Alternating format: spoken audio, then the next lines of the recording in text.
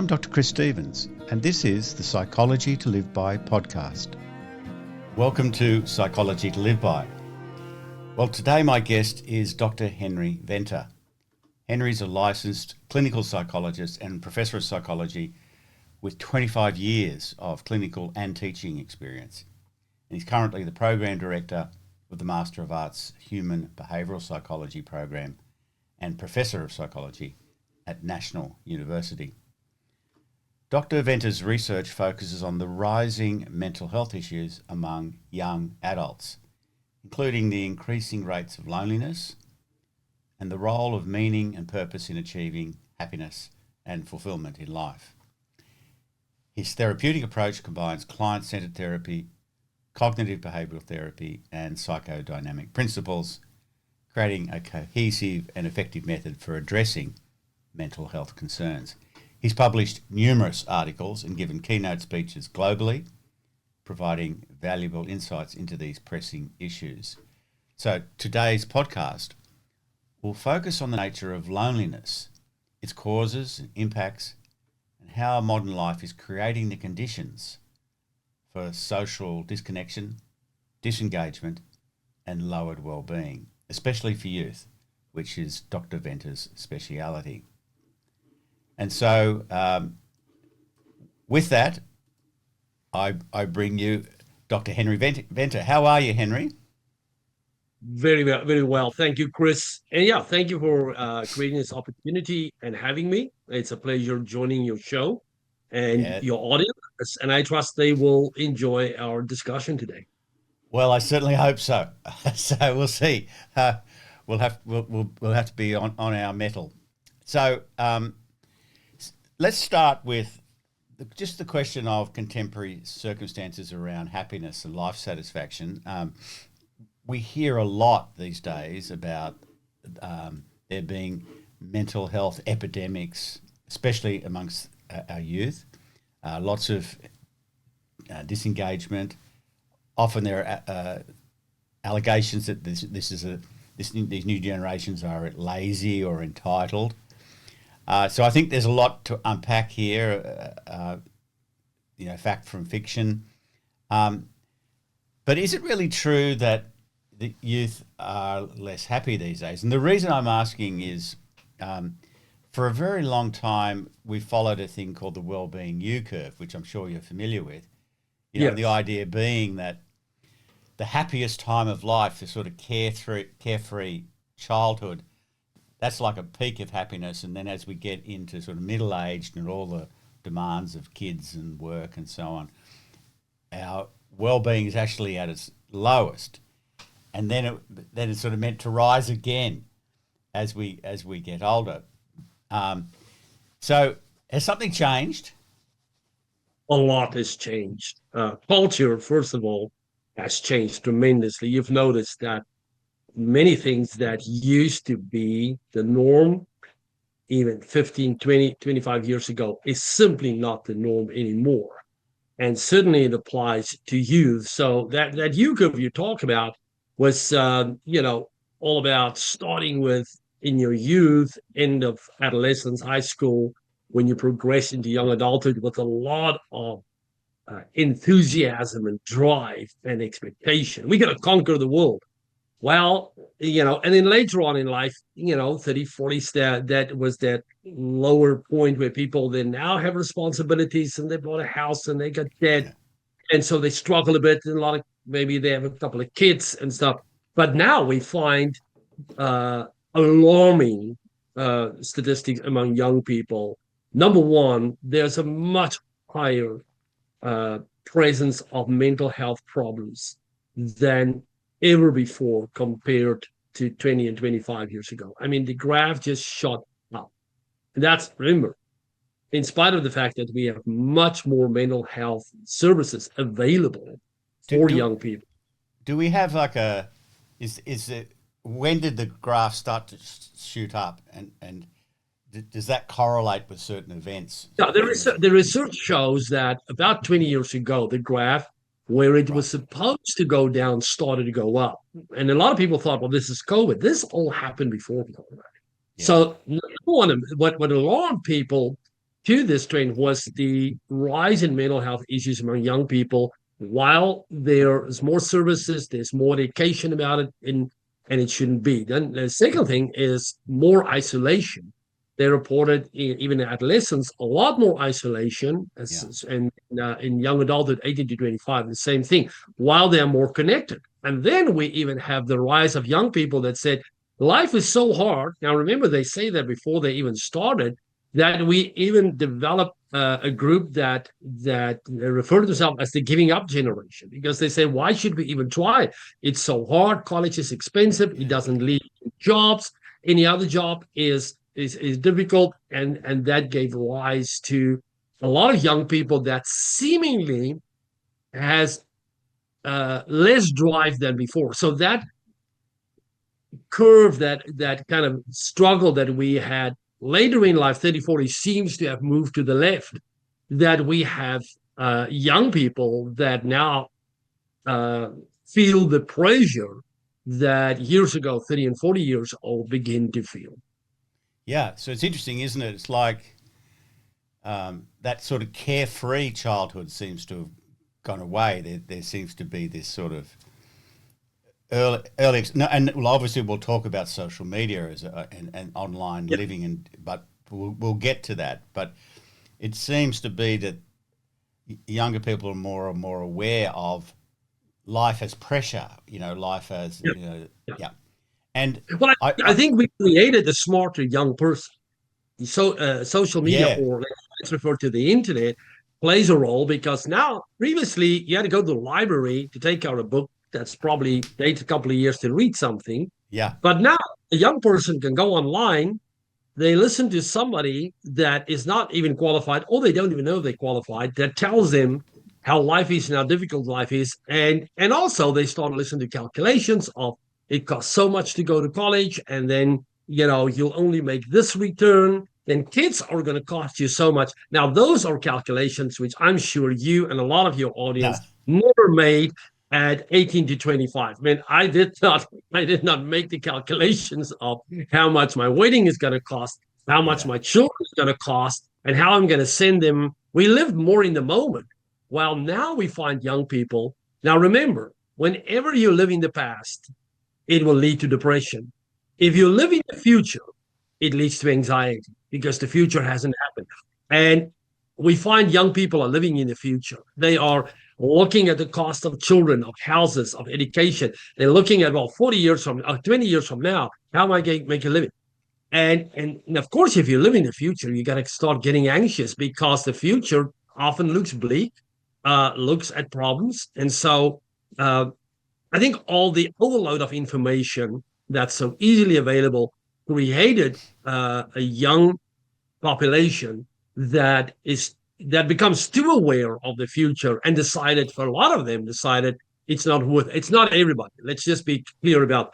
I'm not generalizing. I was going to ask you about that. Yeah, it's an alarming number of young people that thinks like this, and that's very discontent and very unhappy, and seems that they do not have the emotional energy and grit to face their problems. They will rather give up and move back. Yes, and of course it's going to be multi-causal. There's going to be lots of different factors. And in preparing for this podcast, I was reading about this acronym NEET, NEET, which is not employed, not in education or training, and I think that speaks to this idea. Well, what's the point, right? So could you talk a little bit about that? This sort of sense of lack of purpose and the giving up, and Yes, that number is alarming. In the United States, they think the statistics point to 1 in 5 young adults, that's between 18 to 25, 18 to 29, is starting to move in this direction of losing direction, belongingness, feeling lost, and kind of fall in this category that says, well, I'm not going to enter education. I'm not even going to try employment, because I have to have 2 jobs and make a living. And training is also too hard. And so they start to be disconnected from school, work, and learning. The one thing that they don't disconnect from is then social media, but they land up in doom scrolling, and Yeah. they start ghosting life, and they live an alternate life, often in the basement of their parents, or in some room where they share with other people, and all they then get is feed themselves with the negativity of life. Because remember that social media, internet works on an algorithm. The more you watch something, they read everything we do. So the more you look at all this doom stuff and the negative stuff, it's going to give you more, and it feeds you more until that becomes your reality. That's very interesting. And I would add, I think the algorithms are tuned to the negative as well. It's not just that they follow your jazz interests. Yeah, so They're outrage machines, because we know that that's more salient. absolutely. The negative is more salient because of our inborn negativity bias. So, but the problem, as you're saying, is it's being fed constantly, and so then it multiplies, right? And these young people are not lazy. A lot of people say, well, they're No, not, they're just lazy. But it's really a symptom of the world that stopped giving them a clear path to their purpose in life. yeah, So they start losing direction and belonging. Because let me, you can be online and follow somebody, and you can yeah, even, like, always laugh about my friends on Facebook. But I mean, let's be honest, 80% of those people I have no contact with. Are they really friends? Actually, it's very lonely. And that's why it also, this whole thing morphs into loneliness that becomes a more existential crisis. So it's this loss of purpose of where do I go? yes, Because for years we sold this thing. If you work hard in school, your parents probably told you the same thing. My teachers told me the same thing. If you work hard in school, you got to you'll be a success one day. yeah, And that uh, argument worked while education was actually somewhat affordable and there were jobs waiting. But we can't deny that education has become much more expensive. yeah, Uh, Companies are very capitalistic all over the world, and they cut costs. The first thing they do is they cut jobs, and it's the big challenge. And so all these things have changed, and a lot of young people now, as I said previously, we didn't determine the cost of children. Nowadays, these young people look at that and say, but I can't have two, three children, because if I want to do this thing of sending them to a good school, I have to live in a yeah, good neighborhood. And then I have to pay their education. And so they make these assumptions. They say, uh, we are not going to have children. And so, as we've seen, yeah, the age of marrying has, or getting in a cohabitation relationship, has moved to in the 30s. So yeah, young people moving everything. And so while previously, like, I married my wife at 20 years. She was 19, I was 20. So suddenly we were two people that went to this 2030s. Now, a lot of these young people don't even have a proper intimate relationship at 20. So they go in this 20 to 30 all on their own. They often, have no emotional relationship even with their parents. The so-called friends they have exist somewhere on the internet, online. They never had face-to-face contact, and so they face a world that has a lot of challenges. Actually, very alone, and that's where yes, fear says. And fear becomes a voice that says we're going to give up before we even try. yeah. So let's just, I'd like to drill in a little deeper into the sort of what loneliness is and why it's so damaging. And I know that there is a lot of research in social neuroscience, Yes. particularly around brain development. Like we know, in extreme cases when children have been basically kept in a closet, they have just incurable developmental problems that are neurological. They just don't develop a whole lot of capacities, even their language acquisition, but certainly all of their social skills, and that's the very extreme end. That's right. But can you talk about why? Well, first off, it's natural to talk about social media, and an obvious thing to say up front is not all social media is bad, and it has some very good functions. And digital communication, like we're doing now, has opened up marvelous things, right? So we're not we're not saying that. But I think what I'd like to drill into is, why are people lonely when they've got so many friends online, and what's the difference between a digital friend and a friend in the flesh, as it were? Yeah. Well, we are now only discovering the difference because a lot of research is Yeah. now taking place about it. And say, well, what is actually happening? Now we find out the value of physical contact, of physical presence with somebody.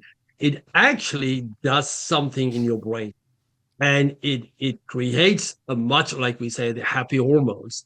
It develops more of that. While isolation, where you say, well, I'm not isolated, I'm on this platform and that platform, and I'm following this and following that, does not do the same thing because you're not moving, you're sitting in one place, you're not really connecting. And so they are finding that the being alone in the room while you're on social media all the time actually leads to a host of unhealthy behaviors. Number one, there's less movement, there is poor diet, and then there's the lack of physical contact with people that forces you to have skills, to talk.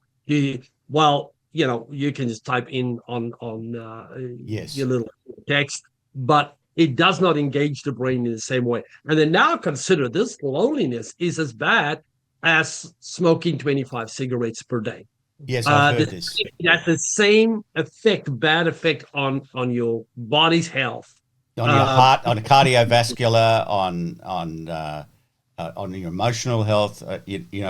But physiologically, it's really damaging. Yeah, absolutely. Now, the other thing, what we say to a lot of people will say, well, you need to relax more. But what does relax really mean?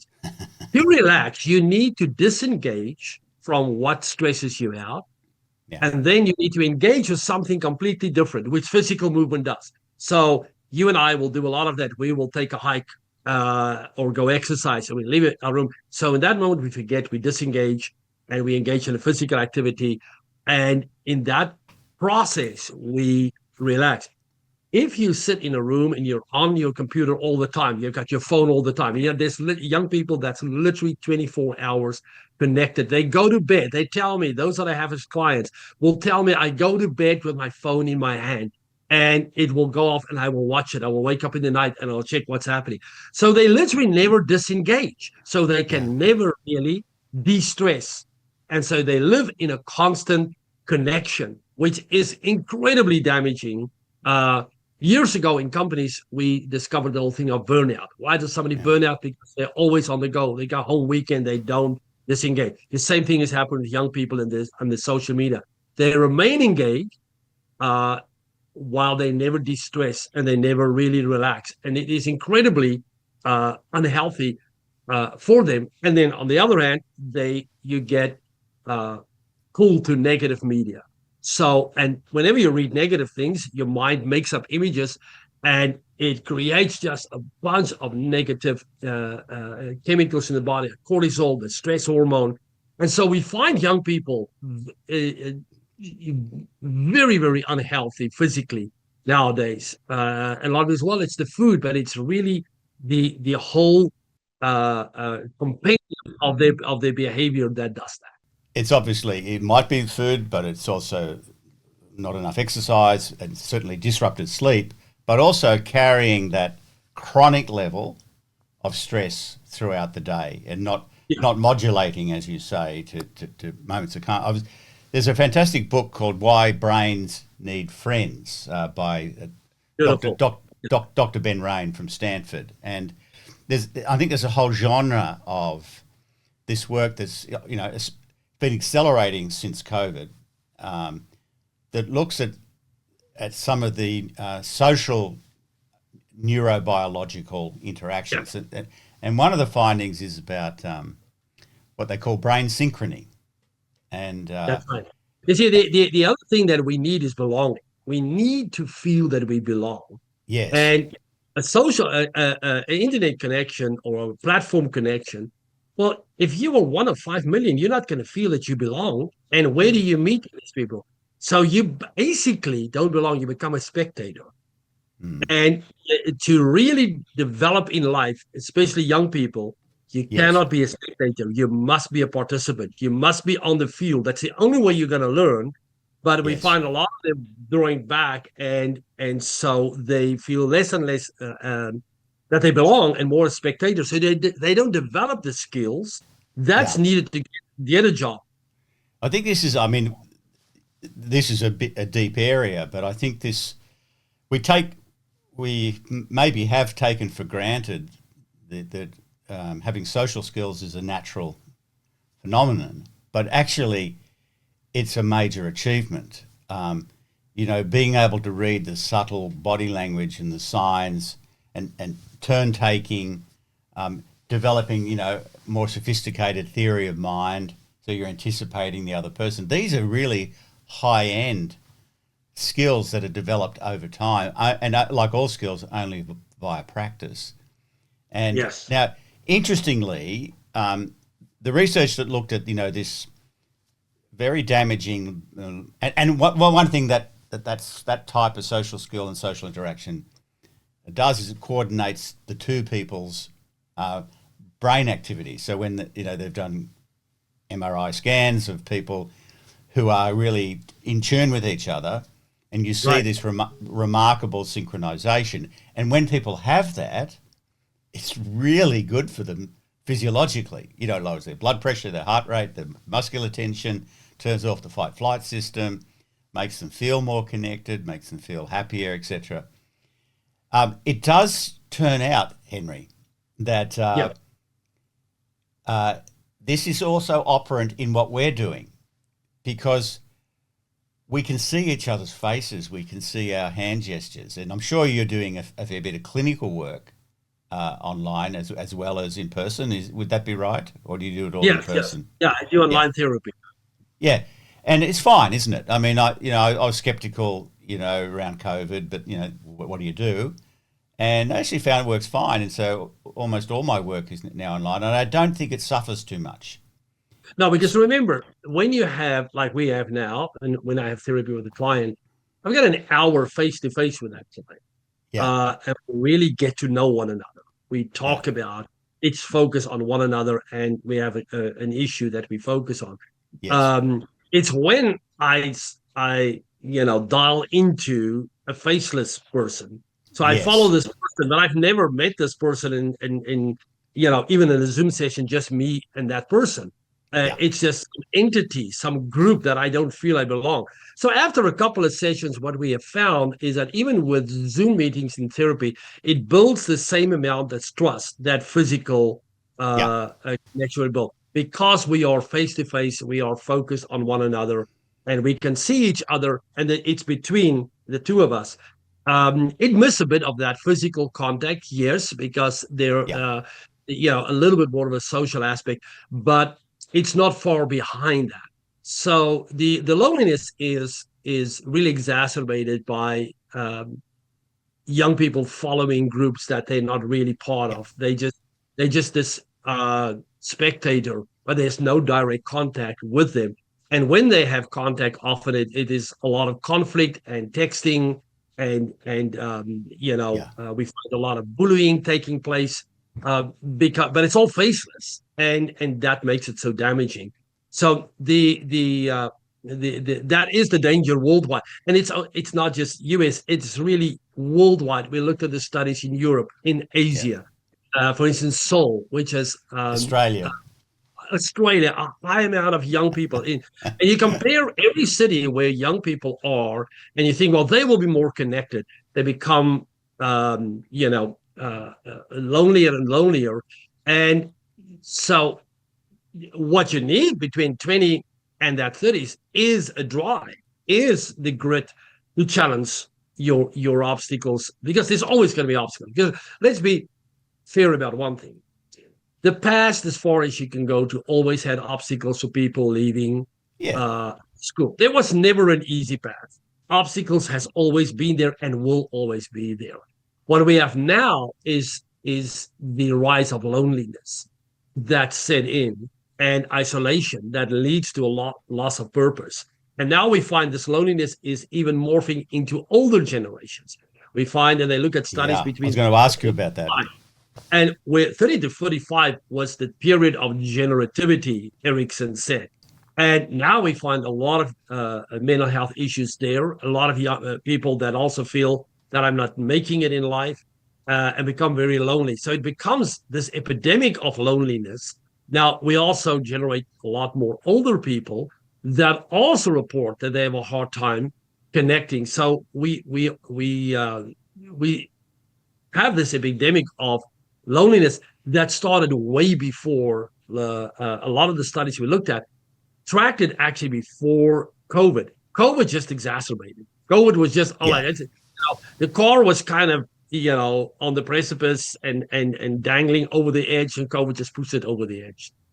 Okay, so I think that, and you've drawn some, I think, useful caveats there. First off, we're not talking about all young people. We're talking about a significant percentage. We're not sure exactly what that is, but yes, in many ways, our standard of living is much higher than certainly when I was a kid. That's absolutely true. The affordability of housing, at least in Australia, has changed dramatically in my lifespan. Yeah. It's much less affordable, and that's by far the biggest expenditure for people. But I'm like you. I mean, I couldn't afford to buy a house when I was first married, so I built one. So I literally owned and built my house while I worked 3 jobs, and was studying. So you don't do that when you're young. But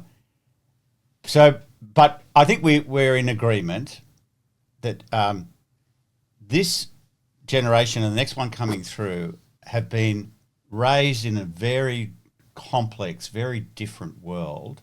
And I think it's pretty obvious from all the research that the things you're talking about are the case. This maybe there's less resilience, less engagement, less purpose, and more loneliness. So before we completely depress our listeners, Yes, please hold on. We're going to give you a solution. Yeah, that's what's to be done about it. I mean, what do you think? I mean, and we obviously won't be able to cover everything, but what's your thinking about that? What do you focus on with your clients? What's your thinking about parenting? What's your thinking about schooling, career? The good thing about COVID is that it forced us to go online, and therapy went online, and it's now available online. Like when COVID started, we couldn't work online. Insurances didn't want to pay us to work online. And then all of that has changed. I now work with insurance clients online, and it made therapy much more available. We need to get young people, first of all, in therapy. If you deal with a young person, get them to therapy, first of all. Let them talk to a trained professional, not listen to some YouTube person who is unskilled, untrained, and then give psychological advice. There's thousands of them on YouTube. Yeah. And they give advice to young people.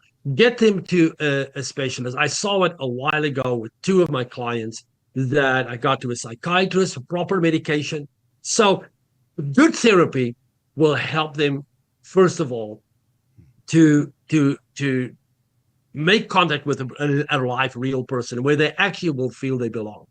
And I'm amazed how young people of 22, I have a couple of them now for more than a year with me. And I'm telling them, look at me. I got gray hair. I'm an old person. Do you really want to work with me? Yes, we read your bio, and this is what I need. We see what you have a purpose and this stuff. I need that. And they stay with me. And it's interesting because it's not even the peer, their own age group. They want a sense of belonging because I make them feel they belong.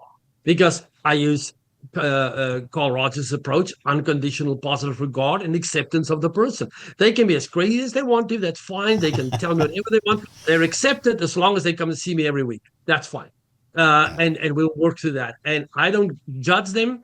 But what I do show them the connections of their thought and their thinking and try to help them to see life, to develop insight. Because remember, change will only come if you have insight. Therapy gives you insight. So that's the number one thing we need to get people. If anybody listens to us today and you struggle, go online and start seeing a therapist. Maybe the first therapist is not going to work. It's fine. Just like an auto mechanic, just go find another one. Maybe you find a third person and you find a match. That is vital. Secondly, we need to get young people out to connect. A lot of the young people I work with, I tell them, from week 5 or 6, in order to continue to see me and let me listen to you, you have to go out social once a week. So I've got one client that started going to these quizzes night. They have these competitions at some places. They go there. Apparently, it's a big thing. They have a league. It's like, right, you go once a week. Another client developed said, well, I'm going to go to a choir. It's a chorale that meets and sings, and just help them to get to connect to live people somewhere. And say, Yeah. no, I don't want normal stuff. You go find a live thing somewhere.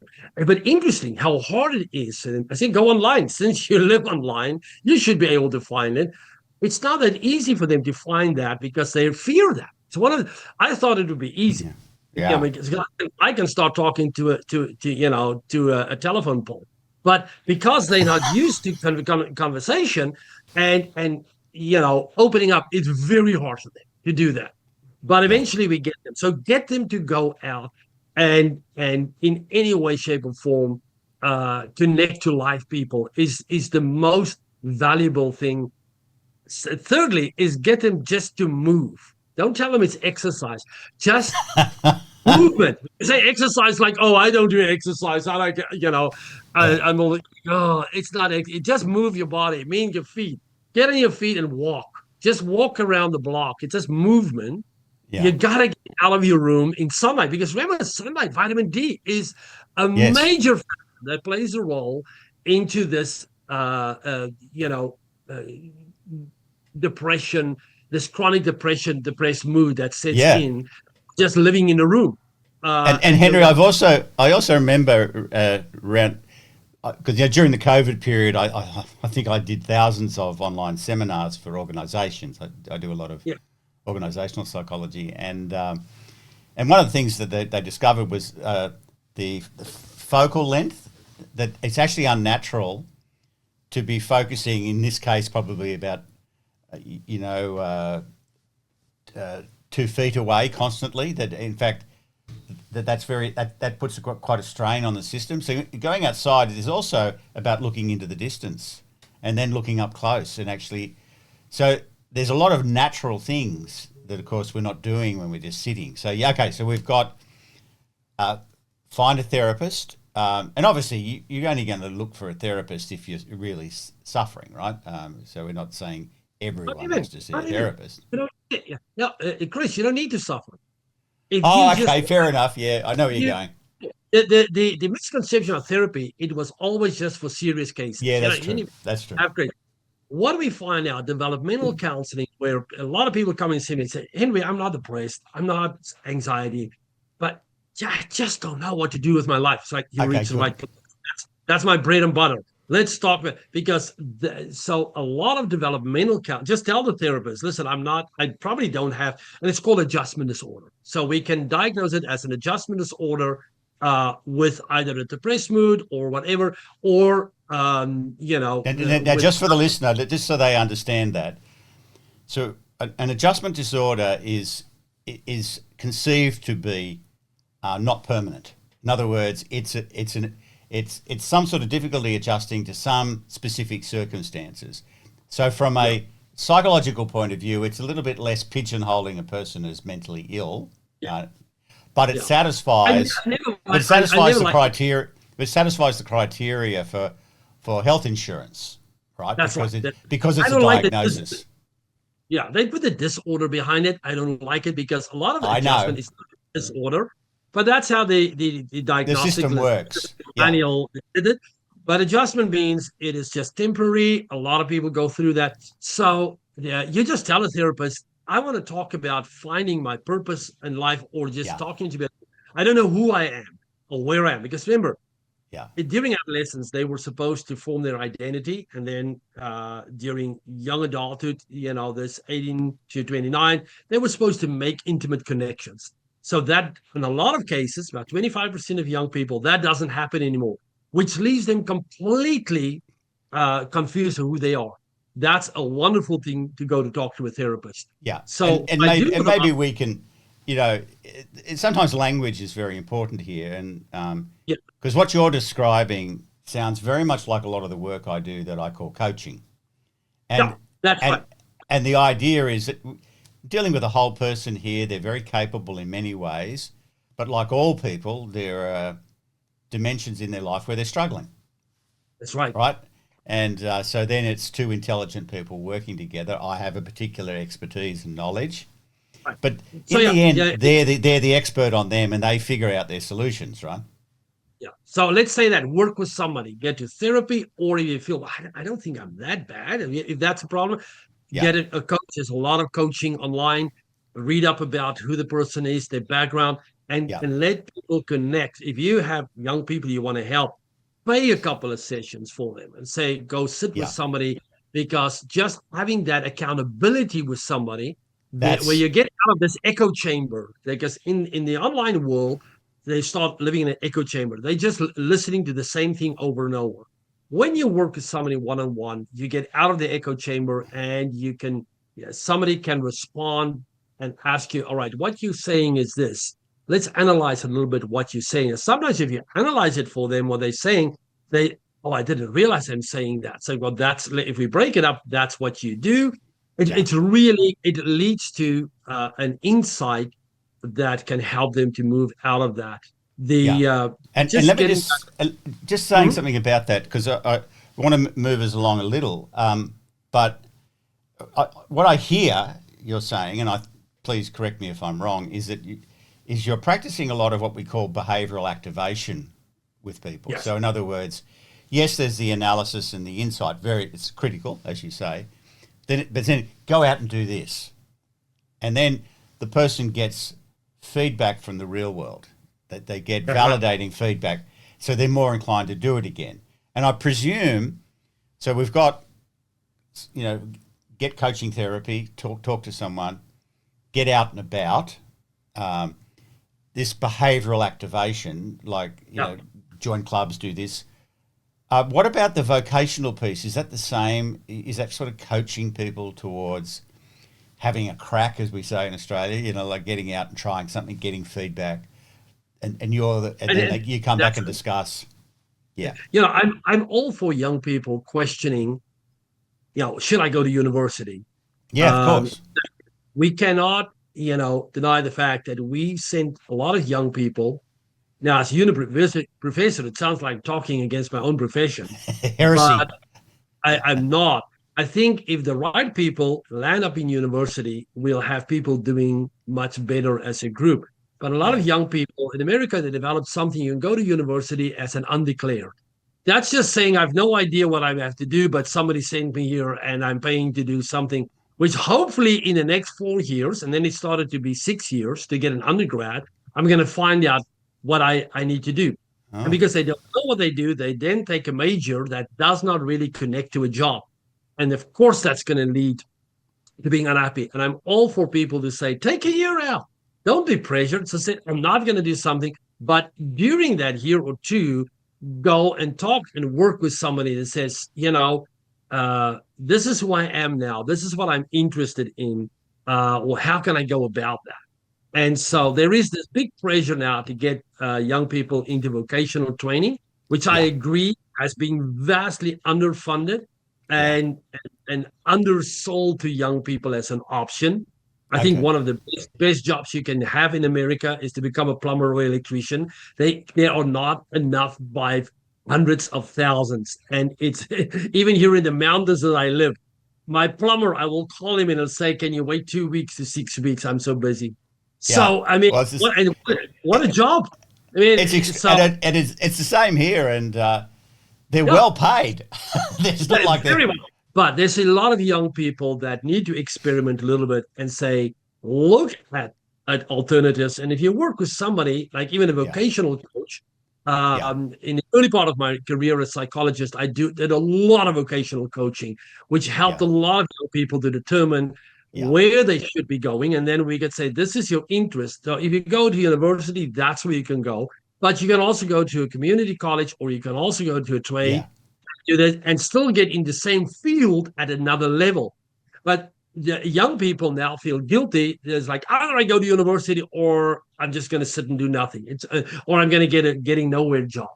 Yeah. Don't see it as that. It is good to take a job just to try out things while you work with somebody to help you determine. So the plan, and you probably do the same. If I Mm. work with a young person like that, I say, all right, let's do in 5 years and in 10 years, what would you like to be doing? Where will you see yourself? How much Yeah. will you earn? What will be, if you start painting a picture for them and they say, well, this is what I like to do, eventually you get to a path. Say it's very viable, but this is now the path. But if Yes. people are driven by a goal, the path seems much easier because you have a goal.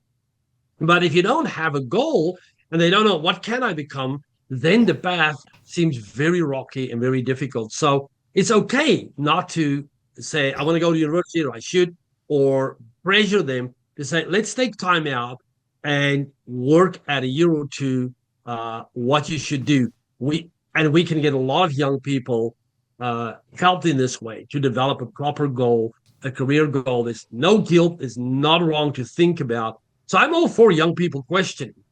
The questioning just should not lead them to isolation and despair. Not to a sort of cynicism or nothing. Exactly. And of course, I don't think we won't go into this, but we also have to point to larger psychosocial factors. Obviously the nature of the labour market, the economy, the way things are changing. These things are well beyond your and my purview, but of course they're very significant. I mean, in Australia, for example, we're just about to trial a ban on social media for under 16-year-olds. So because Yeah. there's been a recognition of all of the negative effects that we're talking about. And of course, no doubt there'll be difficulties and arguments about, and the companies will resist and so on and so on. But I think from a structural point of view, you've got people like Jonathan Haidt and the Anxious Generation. There's very strong movement now in schools Yes. to not have phones during school time and so on and so on. I think we're starting to see a groundswell of That's right. awareness in response to all the things that you've been talking about. So I guess our focus in this conversation has been more, well, how can we help the people now? And I think that's Yes. exceedingly important. And I'm with you. I think, there's something about, I guess, I don't know, how do you say this? There's something about being a bit wiser and a bit older and a little bit distant from the younger people that actually helps them. Like very often, there's conflicts with parents or they're just not the people they want to share these intimate details with. So I think you're quite right. Where perhaps in the past in a village it would have been a more natural thing. There would have been natural mentors. I think these days, we can actually get a trained mentor if I put our profession That's in right. that way. Yeah. Yeah, I Yeah, like the word mentor.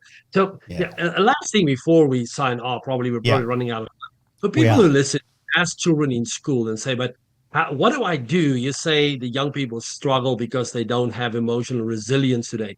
What do I do to help my kid develop resilience? Get them in any organized sport or activity Yeah, and keep yeah, them there. If they go to Taekwondo and they get, the X kicked out of them and they cry, just keep them there because that's how you build resilience by getting into some activity where there's a yeah. coach that tells you this. In America, we see this correlation that sports, for instance, in high school, became very professional. There would be only 120 out of a school of 3 to Yes, 5,000 that can play yes. football. There's only 20 that can play in the tennis team. And so the vast majority of kids has nowhere to go. There's not enough clubs. There's not enough places to go. So if you're a parent and you can't afford it, keep your child in a wrestling club, a private wrestling club, or a boxing, any activity or swimming club, because that kind of pressure from a coach and I gotta listen to rules and this is somebody that saves me develops that we find that children that has done that Yeah, is better prepared with emotional resilience if they leave high school than kids that just started to start yeah. less and less and less. And let's say, obviously some kids are going to be more naturally inclined to physical sports, but others may take up a competitive pursuit in chess playing or in drama performance or in musical performance or in, do you know what I mean? So but I think what the essential thing there is that they're having to struggle.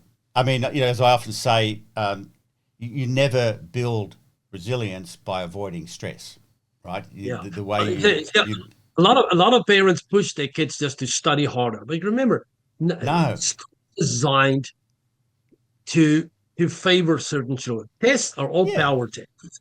And so it's not to say if some kids do better than the kid A who did and B that they're going to be better one day in career.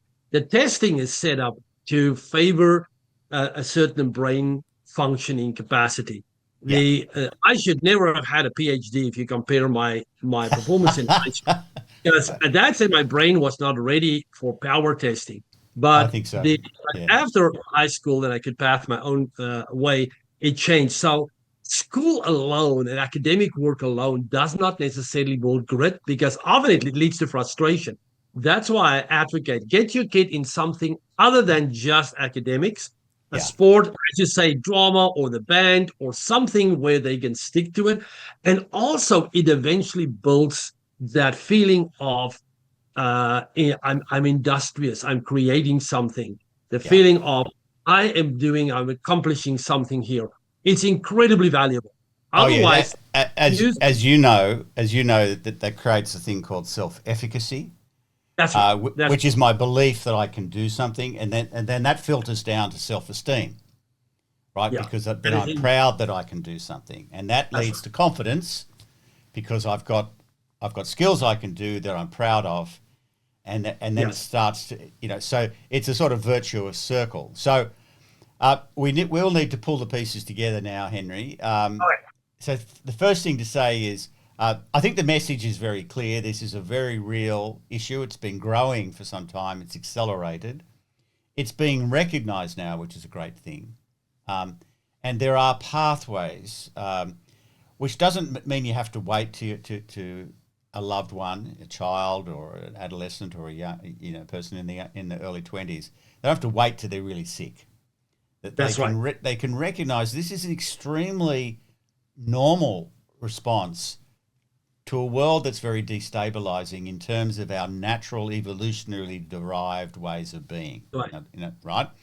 And so therefore we need to sort of course correct in terms of our own social development, in terms of our understanding. And very often that's with the assistance of someone who's older, who's not a threat, who That's right. practices that total, non-conditional love, the Rogerian approach, right? So, but some sort of pathway like that. But obviously the message is get out and about, That's right. mix with live people, challenge yourself, have failures and learn from failures. And sometimes having someone in your corner as a coach provides you Yeah. with the incentive to take small risks and then build your resilience as you go. So I think that's a beautiful message to leave on, because I think it is one of the most pressing issues of our age, that although we have high standards of living, we have very low standards of mental health, and That's right. and And just it's in enjoying life, and yeah, so we're being that's robbed of our inheritance. And so I first off, I just want to thank you so much for the work you're doing, that's thank you. and obviously to thank you for coming onto the podcast. And also, it's just lovely to meet you. And I wish you well. Thank you, Chris. It's wonderful. Thank you for the work you're doing. I think the podcast is another wonderful way that is showing that the online world, the internet can be valuable, because lots of people are Yeah, listening to valuable information that's edifying to them, and it's just a great way to get out the message. So, and we yeah. hope we reach a couple of people with today, and if I we think reach we one, will. I think we it's worth will. I think there's a lot of people who are very, very personally interested in this topic. Take care. Bye bye. You've been listening to the Psychology to Live By podcast. If you like the podcast and want to know more, my website is www.drchris.life. There you'll find links to my various social media posts, a newsletter, and lots more. And share the podcast with people you like so they can like it too. And a little more cello and guitar from the wonderful duo Desire and Date.